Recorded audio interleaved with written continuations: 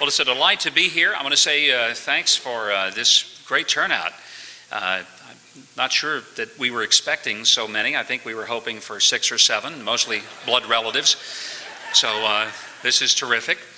I want to say a heartfelt thanks to Skip Rutherford, and I mean this with all of my soul.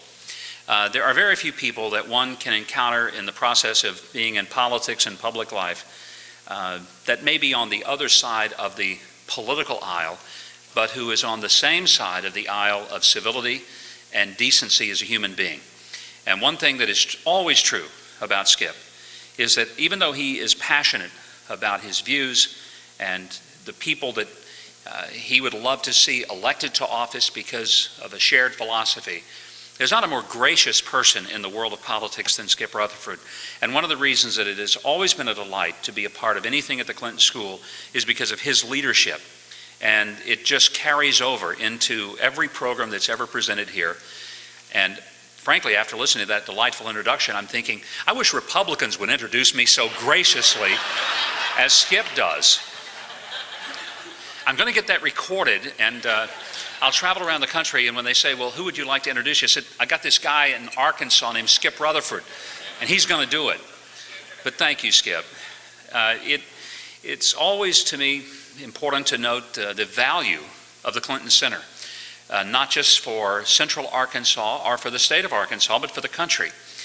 And I'm one of those people that tell my Republican friends all over America, I don't care who you are and what your politics might happen to be, if you get anywhere near Little Rock, please come visit the Clinton Library and the Clinton Center, because it is a great, great monument to history. It is a magnificently done facility, and it is just, to me, teeming with great events and speaker series, the likes of which one would have to go to lesser places like Harvard and Yale to find the significance of their programs. So I'm going to speak for a few minutes and talk a little bit about the most recent book that I did called A Simple Government. And then I'm going to do what is so very dangerous in politics. I'm going to throw it open for your questions. By the way, I always say that this is the part of a program that in politics we call Q&A. And the press thinks that means questions and answers. It does not. It means questions and avoidance. You feel free to ask anything you want. My primary task at this podium is to avoid a career-ending response, and that's what I will seek very carefully to do here today. Although I will say that I have a little bit of a liberation in that the decision that I'm not going to be seeking the Republican nomination gives me a freedom that maybe I wouldn't have had otherwise. And in part, I would say that's the shame of our political system today. We say we want candor, but we don't. We say we want people who run for office to be blunt, but if they are, then we crucify them for their candor. We say that we want people to give straightforward answers, but straightforward answers are usually what gets a person from being able to hold office, not what propels him into it. And so in many ways, I feel like that there is a great need in our culture for us to come to the place where we actually want an honest, intellectually upright discussion of issues that we are challenged by in this country. The essence of the book, Simple Government, is this: that while the problems that we face in this country are extraordinarily complicated and complex, the solutions to them are often found in simple principles that if we would go back to, we would at least have the beginnings of unraveling what has become the Gordian knot of today's politics. I start the book in a way that a lot of people didn't understand and perhaps even question, because I said that there is a need to understand that the most simple form of government is in fact the family. Now that would surprise some people, because when we think of government, we think of the government of Washington, the government of Little Rock, the government in our county, the government at the city level. All of those stratas of government are very important and certainly represent for what most of us understand to be government. But government, our first experience of it, is not at the city hall, the county courthouse, the state capitol, or the halls of Congress. Our first encounter with any form of government is actually experienced in our own homes. It's when our mothers and fathers lay forth for us the law of the land. Now, I tell people often that I was raised in an extraordinarily patriotic household. My dad laid on the stripes and I saw stars. It was the old-fashioned kind of patriotism, some of which you will relate to. Some of you didn't relate to that. We can tell by your behavior as adults. Never had that discipline. The fact is, whether you had a stern, strict upbringing or whether you had a very sort of open-ended, let's have a chat, why don't you have a little time out? You know, the whole trend of time out, when I got to be an adult, I thought, gosh, I wish we'd have had that when I was coming up. How cool would that be, just going and sitting somewhere and thinking about stuff? And some kids would have a video game stuffed under their bed, so the time out was really delightful. Our time out was not a time out at all. It was, time to run is what it tended to be. But in all of our lives, we had that experience where our families were our first form of government. We were told when we would get up, when we would go to bed, which vegetables we would eat, how many of them. We were told which toys we could play with, and when we had to pick up our room. That was government. It was government at its most fundamental form. We didn't think of it as government. We weren't thinking that we were going to have to pay taxes to that level of government. But it was helping all of us to understand that there are some things right, some things wrong. That's where the basic concept of the social contract comes into being.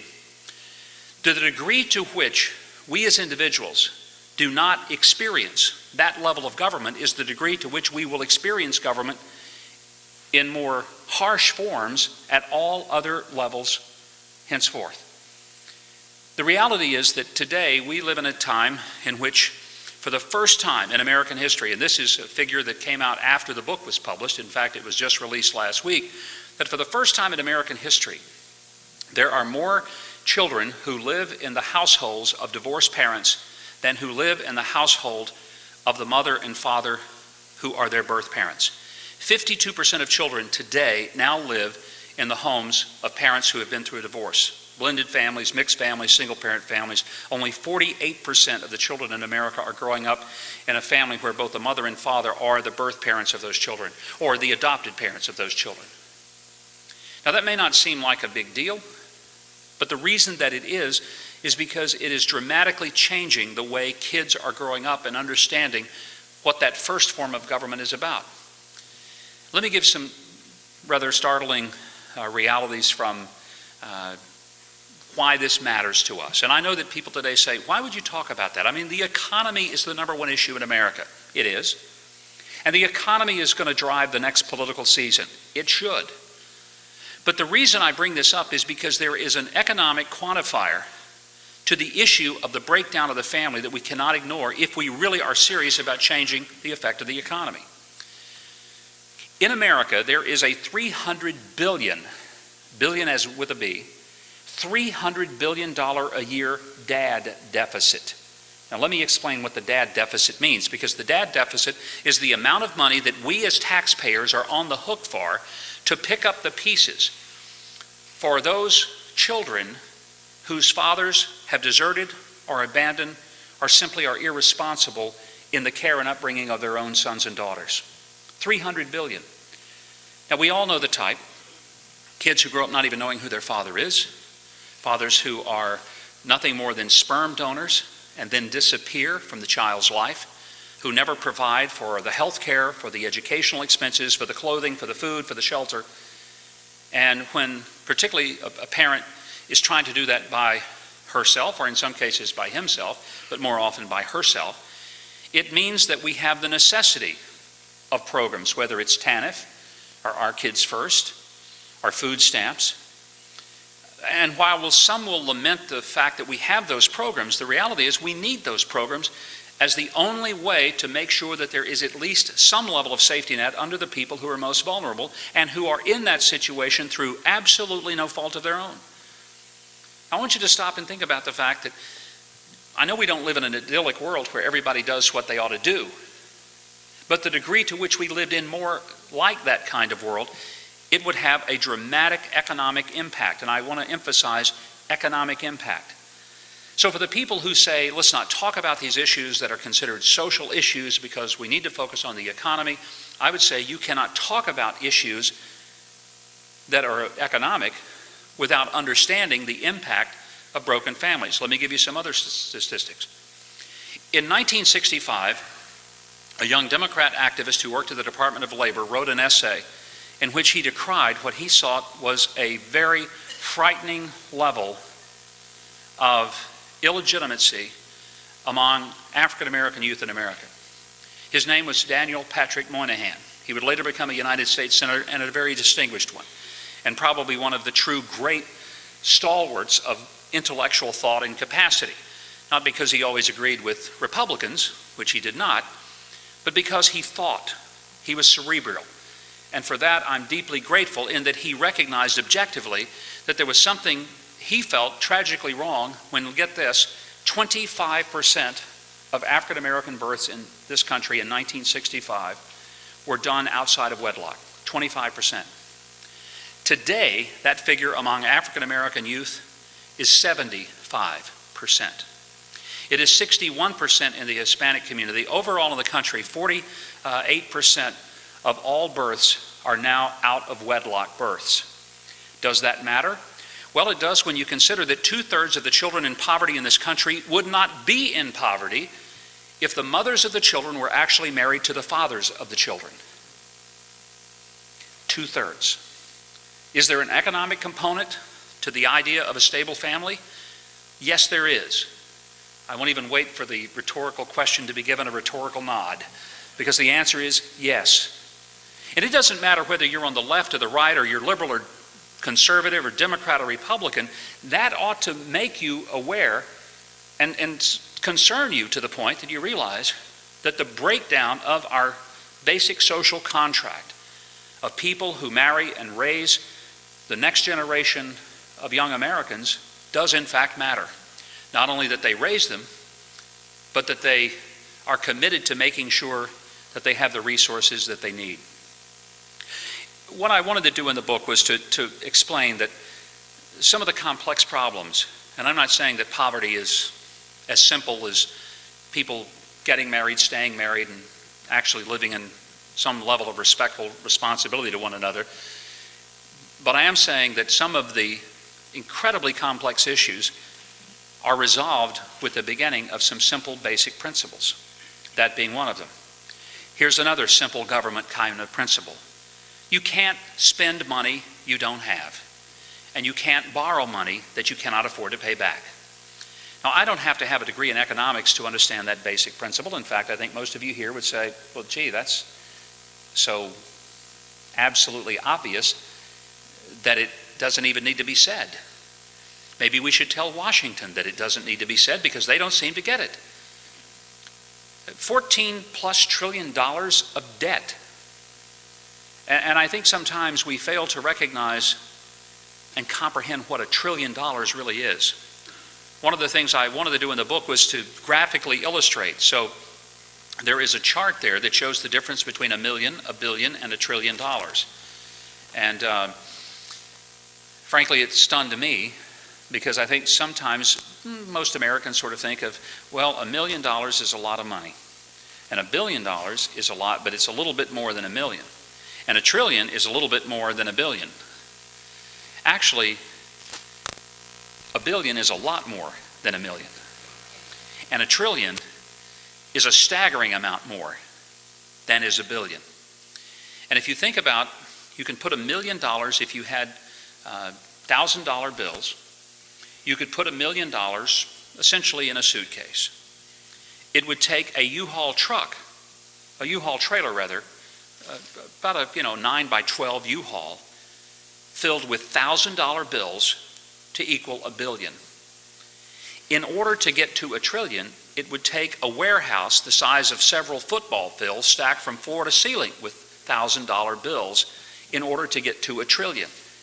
$1,000 bills. We're not talking about a little bit more, we're talking about a great deal more. And we have 14 of those warehouses stacked with IOUs of $1,000 bills that our children and grandchildren are on the hook for. Now, let's be fair. While I would love to blame Democrats solely for that huge debt, Republicans have contributed mightily to it as well. It is a national scourge because we have acted in a way that is polar opposite of that of what we often call the greatest generation, the generation of my parents. They were the generation who lived through the Great Depression and World War II and came out of those very challenging experiences saying, our kids will live better than us. Our kids will have better education. They will live in better homes. They will have a better lifestyle. And you know what? Our parents did a darn good job of seeing that that happened. Most of us sitting here today of the baby boomer generation, and I'm looking around and there's quite a few of us here, and some who wish you were, because we did have the best music ever, and we know it. And may I divert off the path just long enough to tell you, my daughter was in college and she said, Dad, there's this new band that I've got a CD of. This was before downloading was the only way we received our music, but it had evolved into CDs. And she said, it's really a pretty good band. I think you might like their music. I said, well, what's the name of the band? She says, well, you wouldn't know them. I said, I don't know, I might. She says, Dad, I don't think you would, because she assumed that I was not that hip. And I said, well, try me out, I might know. She said, well, I'll tell you who it is, but you're not going to know who they are. The band's name is Led Zeppelin. And I said, you mean like Robert Plant and Jimmy Page and John Paul Jones? And my daughter's eyes got big. She says, Dad, how did you know who they were? I said, because I bought their albums in 1967 is how I know who they were. Okay, now back to the past. Those of us in the baby boomer generation had parents who were of, again, what we call the greatest generation, and appropriately named, because after their experiences from the Depression and the war, they wanted to do everything possible to make sure that their kids did not have to experience what they did, even though, quite frankly, having parents who went through the Depression, I feel like I did too.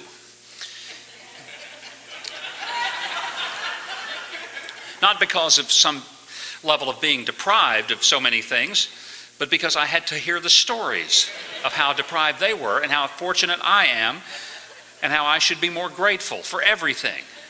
And all of you who are chuckling perhaps had parents who told you that they walked uphill to school both ways and carried their lunch in a milk pail or whatever it was, and you know how all the hardships. And I honestly felt by the time I'd gotten to high school that I too had lived through the Depression vicariously through my parents. But all kidding aside, their generation were a remarkable generation. Frankly, it's emotionally painful for me to realize they're dying off, because we lose something from them in their terms of their wisdom and their fidelity to the things dear to all of us. They sacrificed in ways that I don't think we fully appreciated, and we should more. But what they did was that they said, we will sacrifice our comfort so that our children will live better than us. I tell you that most of us of the baby boomer generation live better than we ever dreamed we would live when we were little kids. Never in our wildest imaginations did most of us think we would do the things we've done, go to the places we've gone, have the things that we have, and be able to enjoy the lives that we enjoy, because we know where we came from. I think it's a good thing to remember where we've come from. Here's my worry today. God forgive us, God help us, if in fact we become the polar opposite of the greatest generation, who sacrificed their comfort so their kids would have a better life, because what we're doing today is we're sacrificing our kids' future so we don't have to pay for the excesses and the sins of our own generation. By pushing the debt and huge deficit spending on to next and next and next generations, we are acting as if our comfort matters and generations coming after us will just have to fend for themselves. I know of nothing that is less patriotic and less American than it would be for us to leave that as a legacy. And that's why I think it is so urgent that we come once again to some harsh realities, that we cannot spend money we don't have, we cannot borrow money we can't afford to pay back. We know that as individuals. You don't just go spending money because you thought, you know what, I'd like to just have the most expensive car in all of Little Rock. You don't do that if you can't afford it. You don't borrow money that you can't afford to pay back unless you have a banker very unlike the bankers I know. Heck, they don't loan you money when you can't afford to pay it back anymore. I know we have a few bankers here today. Fewer that are admitting it now that I've said that. The process of getting our government back in a place where it works for us instead of against us is coming to that simple principle where we expect that Washington will act in the same way that they expect us to act. Because I promise you that if you spend recklessly, either personally or in your own individual business, or you borrow irresponsibly, there will at some point be an accounting for that. You may escape it for a long time. The Bernie Madoffs of the world certainly were able to for a long period of time, but it catches up with us eventually. Is government going to be the only place where people can have reckless disregard for a fundamental economic principle and never be held accountable and responsible? I would hope not. And I do think that the elections of last year were a referendum not on the Democratic Party, but a referendum on spending and deficits. And I hope this next election will be as well. Because I think that at some point we're going to have to wrestle to the ground this extraordinary monster of debt that will cripple the next generation. I don't know if you know this or not, but of the college graduates who graduated this last month in May, just ended last night, the month of May, college graduates across America, 85% of them, 85% are going to be moving back in with their mother and father after graduation because they can't find jobs that will pay them enough to even pay off the student loans that average over $40,000 per college graduate. Now let that sink in a minute. I think the only people that are more dissatisfied and unhappy with the news of 85% of college graduates moving in, other than the students, are the parents, for gosh sake. I mean, you spend all that time and money getting these kids into school and getting them out of school hoping, thank goodness, you know, we're going to have a kid who's independent. Then he moves back in and you can't get rid of him. Maybe you don't want to get rid of him. He probably wants to get rid of you, but he can't. That's scary. 85%. Gasoline today is affecting the decisions that people are making about whether they go see their grandma, whether they went somewhere on Memorial Day weekend. That affects in turn all of the other pieces of the economy, whether it's restaurants, hotels, tourism. Our economy's in a real hurt. Yesterday we learned that the housing figures now show that we have had the worst decline in housing value since the Great Depression, nationally. By the way, of all the cities in the country, 20 of the metropolitan areas where we look at housing values, they've gone down in 18 of the 20 cities, more than 4%. Here's what's really interesting. The only city, the only major metropolitan area in the entire United States that have seen an uptick in the value of housing, guess where? Washington, D.C. Because there the money doesn't stop flowing. Jobs are still available there because the one thing we've turned on spigots for is government excess at the expense of your children. Your kids are moving back home and government continues to spend more money. That again is not a partisan issue. It is an American issue, and it's going to affect the way that our next generation lives. So in the context of the idea of a simple government, my primary focus was to say, look, problems are complex, but solutions start with simple things.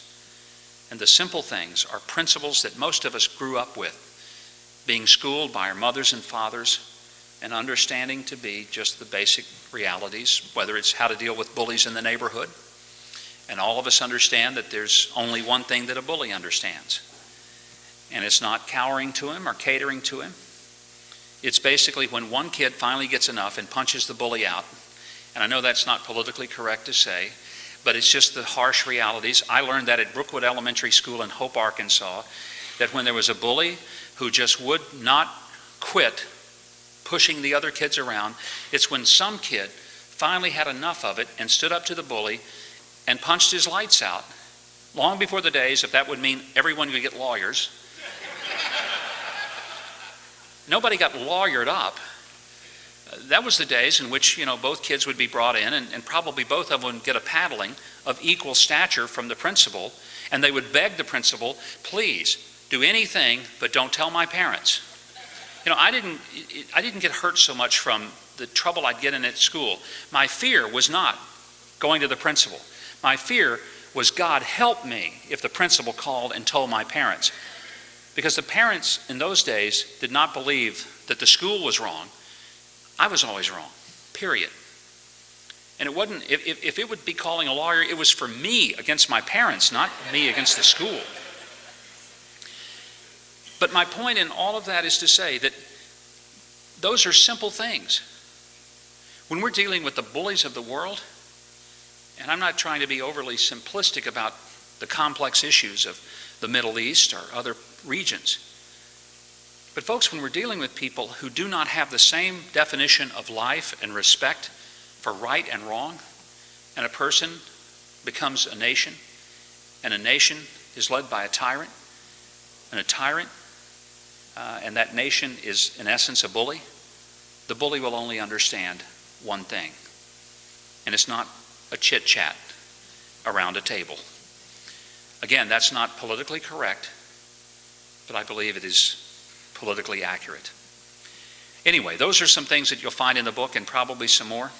I hope you will enjoy it, and if you do, pass it along, let others know. If you don't, please keep that to yourself and don't tell a soul. Let me see if you have some questions, and we have a microphone here, and you'll, okay? Go ahead, and I'll repeat the question until we get a microphone to you. Got it, and please wait till the microphone comes to you. Oh, okay. So oh, you may be recording it for. Yeah. So you can punish me later. The one right over here. Okay, we have here and yeah, here. then we'll go here. Then we'll okay, go here. either way. Right over here, Bill. Right to the. Yeah, I'll punish you later. Yeah.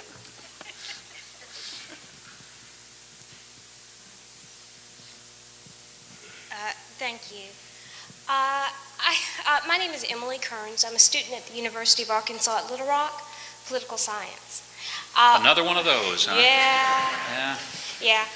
So I wanted to ask, how do you reconcile the Republican position of deficit reduction through the cutting of social programs and the need for government to support families in order to build a brighter economic future for the United States?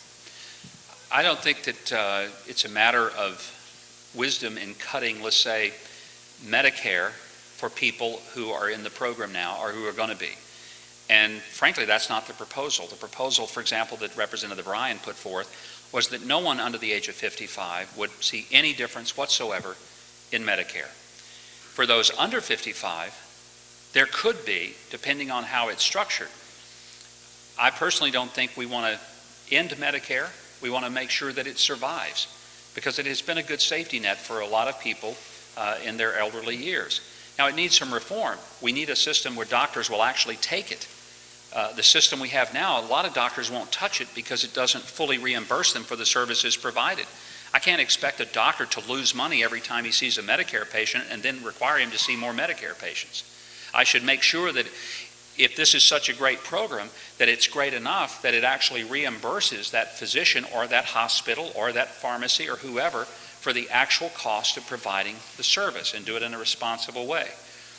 But I do think that it's time for us to recognize that if we don't do something, if we do what some have suggested, just sort of sit back and hope that something magic happens, then let's just know that within less than a generation, some predict 2016, some 2022, neither of those dates are that far away, then the system will start going significantly broke and be out of money, so that those who are under the age of 55 It's not that you're going to see a reduced Medicare, you'll see zero Medicare, because the country at some point looks like Greece, which is not a good thing.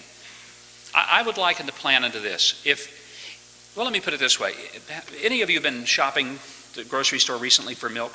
Sure you have. When you reach for milk, do you look for the date that is nearest to the date you're buying it, or the one furthest from the date you're buying it? If you reach for the one closest, the grocery store appreciates you, but you're not real smart. I know what I do, and I went shopping last week and I bought milk, and I looked and I saw the dates, and some were like 2 days away from expiration and some were a week and a half. Guess what I did? I got the one that was a week and a half away from expiration. Why? Because it's not that I don't like milk, but I like the milk to stay fresh for as long as possible. Now the question is, are we going to reach for milk that stays fresh, or are we going to provide milk that's going to go sour real soon? I think the Republicans have a messaging problem as much as anything, because they've not really made it fully clear to the American people that if we don't do something, we've got a Medicare program whose shelf life is about to hit the expiration date. And we can either just go ahead and grab that one and say we don't care, or we can say we want milk for not just today, but we want it for the next generation as well. And I'm not saying that the Ryan plan is perfect, because it isn't. But it's the only plan that's been put on the table. So here's what I'm asking. If the Democrats have a better plan, lay it on the table. Put it out there. Show us what it is. Be specific. Tell us how you're going to save Medicare, not how you're going to scare the daylights out of elderly people and make them think that they're not going to have coverage, because frankly, they're not the ones that need to be worried about it. It's the people under 55. And as somebody who is 55, it ain't that old yet. Where's our next question? We'll go right here. Yes, Okay. please wait for the microphone.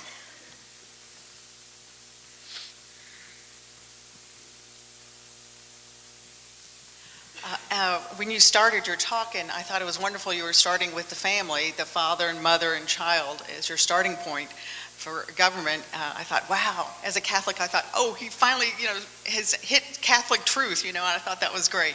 And my son next to me whispered next to me, he said, that's straight out of Aristotle. And so I thought, it's obviously very basic.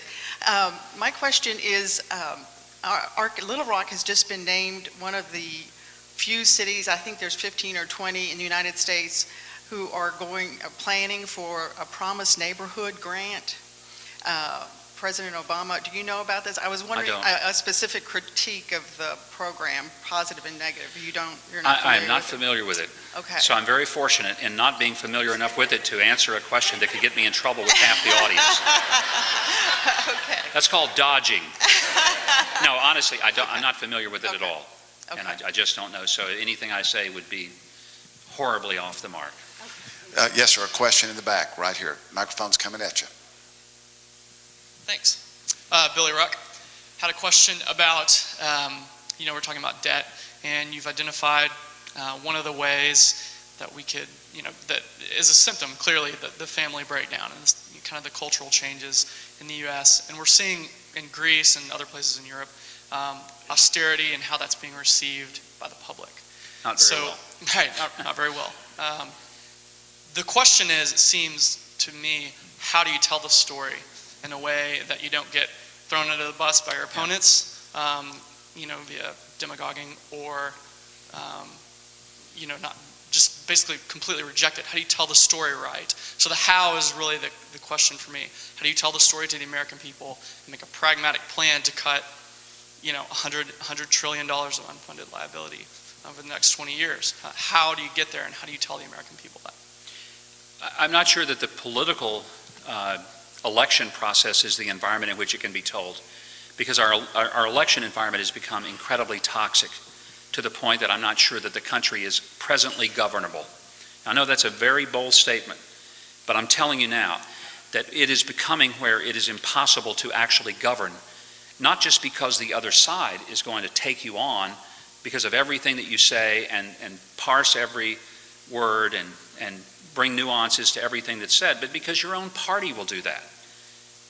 One of the processes that I was going through in deciding whether or not to run for president this election cycle was whether or not the environment in the Republican Party was really about moving toward where we had pragmatic solutions to governing the country, or whether it was all about, can we poke out the eyes of the other guy before they poke out our eyes? And I'll be honest with you, I'm right now convinced that it's all about poking out each other's eyes. It's not about solving real problems. And until we change that, and when I say we change, we as a culture, as a country, have to utterly reject the idea that one party is always right and the other party is always wrong. That's nonsense. Taking you back to my own tenure here as a governor, I inherited the legislature that had 89 Democrats and 11 Republicans. We had 31 Democrats in the Senate, and we had 4 Republicans in the Senate. The other was the House, of course. You know, I didn't major in math in college, but I'm pretty well capable of figuring what 50% means. And I knew that if I went out there and said, okay, we're going to have a Republican agenda here, we wouldn't pass anything. And it became very obvious that if something like an Our Kids First would pass, or if we were going to get a road program to change that hideous piece of highway between here and Memphis, or the one between here and Texarkana, or the one between here and Fayetteville, or any of the other roads, it meant we had to have Democrats and Republicans who saw a common problem and were willing to get to a common solution. It worked because we had Democrats as much as we had a Republican governor. We had responsible Democratic members of the legislature who said, yeah, those are real problems, and we will work with you to fix them. If they had just bowed up and said, nope, as long as you're here, we're not going to pass a doggone thing, none of that could have happened. Now, when it did happen, it was incumbent upon me to give them, to me, the respect that they were due, and to go to their civic clubs in their hometowns and to praise them as examples of bipartisan, public-spirited, good servants. That made people in my own party mad, because they thought that I should never have, in essence, given that much accolade to people of the other side. There's still people mad at me for that. But my job, once I was elected, was not to tell everybody how bad Democrats was. It was to try to find solutions to real problems. Now, Washington isn't of that mindset right now. It is of the mindset that our side is always right and their side is always wrong. I found that disgusting, deplorable, and absolutely inaccurate. You know, I've said many times, Republicans are not right all the time. Democrats are not wrong all the time. They're wrong most of the time, but not... What do you expect, huh? All kidding aside, Ronald Reagan, and I want to say this, I'm not sure he could get nominated today, much less elected, because Ronald Reagan understood that governing and the art of governing is an art, not a science, and that in order to do it, you have to work within the context of the political atmosphere you have, not the one you wish you had. So did he make deals? Yes. Did he compromise? Yes. He even raised taxes both as a governor and as a president. Because he understood that in order to get some things that were big to him, he had to give up some things that were not as big to him. And we think he's a great president. Bill Clinton, for whom this center is named, was a president who probably didn't have primarily on his agenda welfare reform in 1992 when he ran for president, but he worked with Republicans to make it happen, and it turned to be one of the most successful ventures of his presidency. And it resulted in people going to work, not being on welfare. He left this country with a surplus. There were many things with which he could have bowed up and said, nope, I will not work with the Republican majority in the House. But again, he had been a long-term governor. He understood that you can't work like that.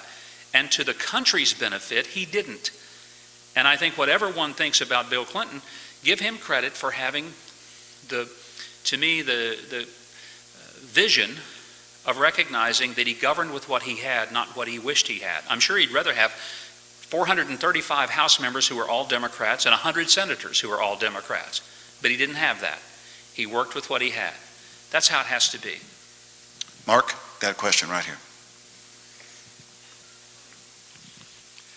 Governor, I appreciate you alluding to your experience as governor and for President Clinton's experience as governor. I was recalling in your earlier remarks that when President Clinton ran the first time in '92, one of Skip's great lines he used was, he's balanced 11 budgets in a row.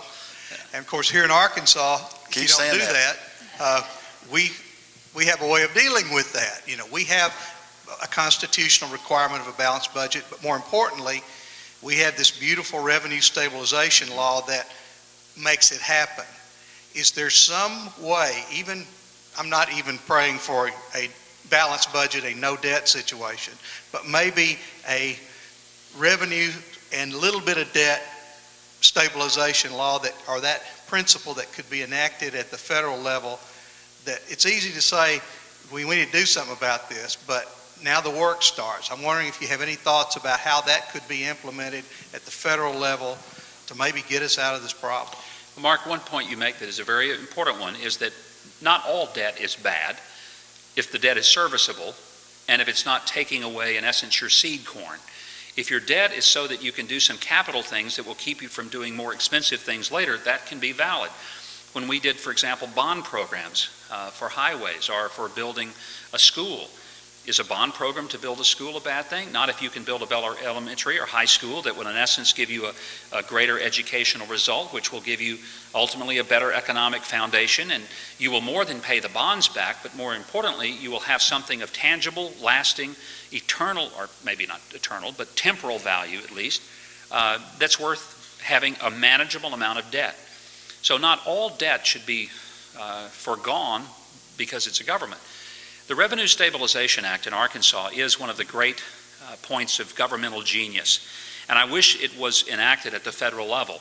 And for those of you unfamiliar, I'm going to take a very complicated formula and make it simple, because that's what my book was all about. So, but the idea is this: if you have a budget that you set and it's based on really realistic, honest, and defensible economic forecasting, and that budget says you're going to have $4 billion.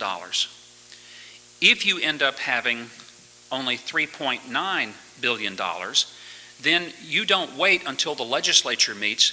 Into the law is built a reduction in the amount that the agencies can spend within the context of that, and never can you spend more than 95% of even what you believed you would have. So you're never going to spend deficits, ideally.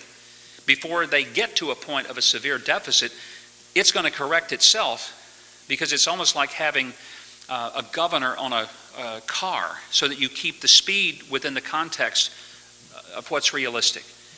If we had that at the federal level, you wouldn't have the congressional debates over what's going to get cut, because everything would have to be reduced in concert with the realities of how much income had come in. It's not that complicated. The complication is, you know what you're going to take away? It's not money. You're going to take away power. Let's not kid ourselves. Washington is not about fighting over the money. It's about fighting over the power. And who gets to spend the money has the power. So it's not that Washington says, yeah, we have to spend $500,000 so we can put a shrimp on a treadmill and see. No, we did that. I don't know if you saw the news this week. Look, I like shrimp.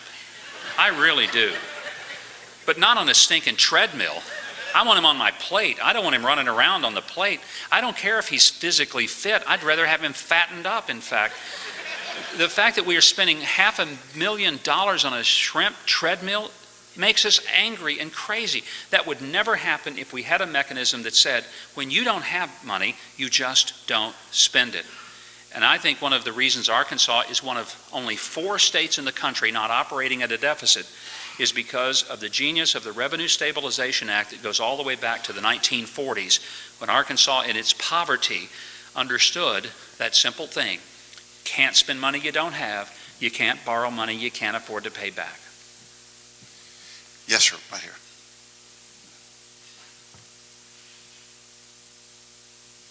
Now that the very best candidate has withdrawn. I like you already. I don't even. Who do you see stepping forth that has a real chance to defeat Obama? And do you think that person has surfaced now or in the wings? I think that person probably has surfaced. I'm not sure who it is. I think it'll be played out over the course of the debates and the Iowa straw poll and the caucus and then the primary starting in New Hampshire and South Carolina and Florida. I don't think any one of us can predict even who the strongest candidate is, because right now everybody's going to say, oh, this person is the leader. But let's just go back 4 years. 4 years ago, the two absolutely indisputable nominees were Rudy Giuliani and Hillary Clinton. Nobody was going to beat Hillary in the Democratic process. It was hers to lose. And in the Republicans, it was Rudy Giuliani with McCain and Romney chasing from a distance. And as it ended up, it was John McCain and me, surprised people, being in second place. And over on the Democratic side, it was this unknown senator with a funny name who had made one speech at the Democratic convention, and from a speech, next thing you know, he's president, which really says something about, though, how we pick. And again, not to be disrespectful to President Obama here, but isn't it strange that we've come to a place where we don't really want people who have the vast experience of having made years of decisions. We want people who had a flash moment at which suddenly there are new celebrities. I've said this, I said it on Jay Leno 2 weeks ago, and I was half serious. I think, frankly, the system is so out of control that we'd be better off picking nominees for each party, kind of like we do American Idol. We just put all the people who want the job, they'd audition, they'd make a speech, and we'd winnow them out until we get to a few finalists, and then the American people would vote online, and we'd pick our nominees and get a president. You're laughing, but it makes every bit as much, if not more sense than the way we're doing it now. Plus, with the money that we would raise from the ad revenues, we'd repay the federal deficit and fix the debt. And in that scenario, Chris Allen might be the 2012 nominee. Could be. Yes, sir, right here.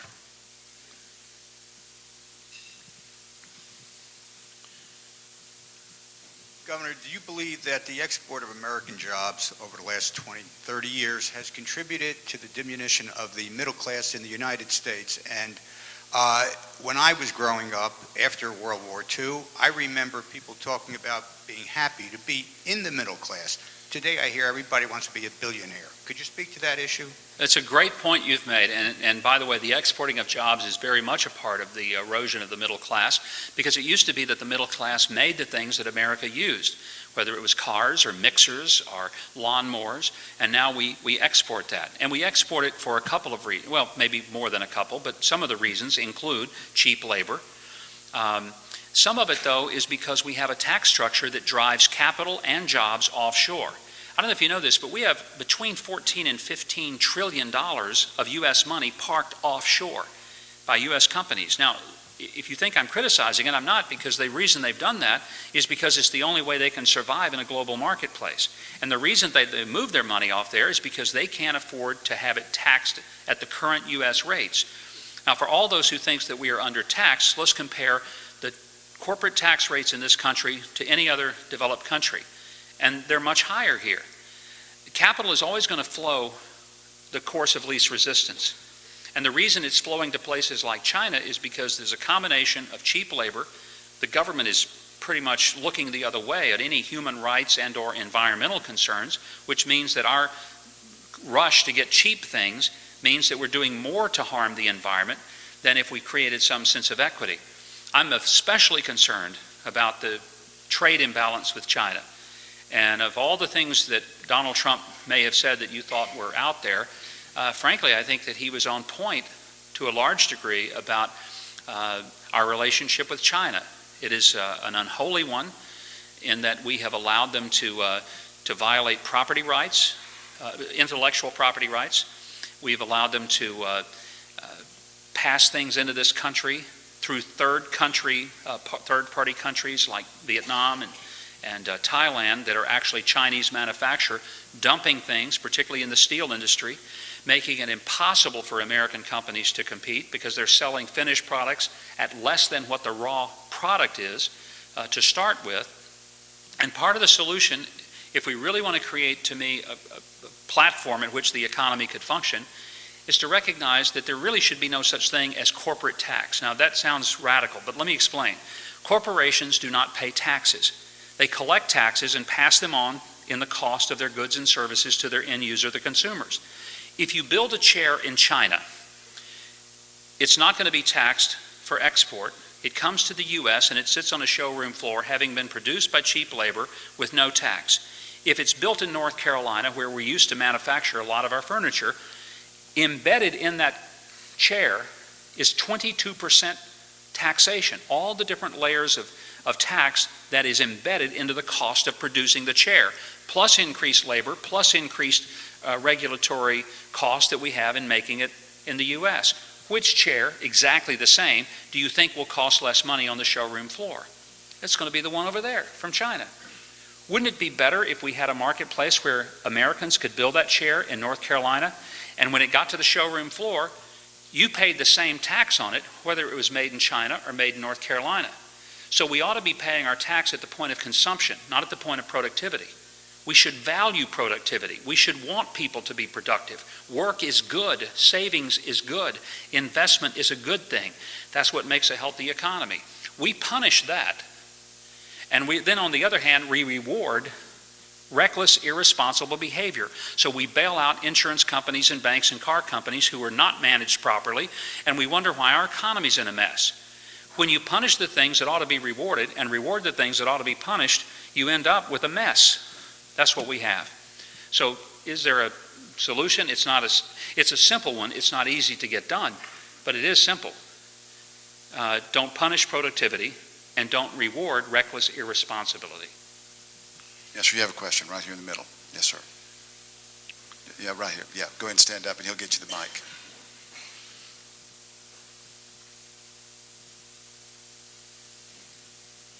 Governor, you talked a little bit about not seeing a clear front runner among Republicans at this moment.